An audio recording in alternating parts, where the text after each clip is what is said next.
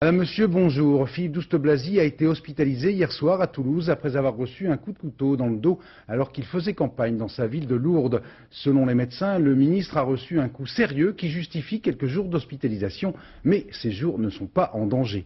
Le ministre de la Culture, qui va fêter la Saint-Philippe sur son lit d'hôpital, ne pourra probablement pas inaugurer le Festival de Cannes mercredi.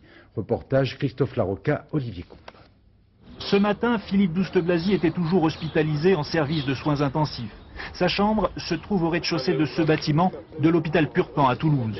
Le ministre, qui souffre d'une côte cassée et d'une plaie au poumon, est arrivé hier soir vers 23 h dans la ville rose.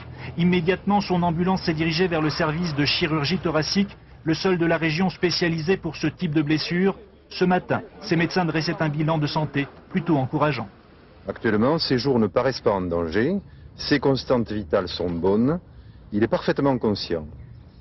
Cependant, la gravité potentielle de la blessure nécessite sa surveillance en unité de soins intensifs.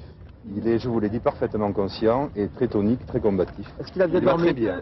C'est peu après 19 h hier soir que le ministre a été admis à l'hôpital de Lourdes. Quelques minutes plus tôt, un homme d'origine albanaise et souffrant de troubles psychiatriques venait de l'agresser d'un coup de couteau.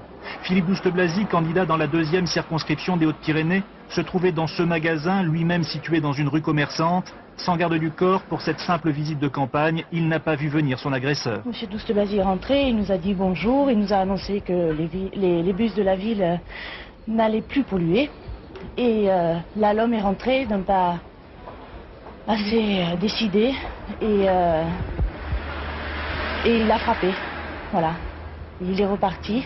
L'agresseur a été interpellé quelques centaines de mètres plus loin. Âgé de 37 ans, il s'en était déjà pris à Philippe Douste-Blazy en 1992. Il était alors armé d'un tournevis. En garde à vue depuis hier soir, il devrait être présenté dès cet après-midi à la justice.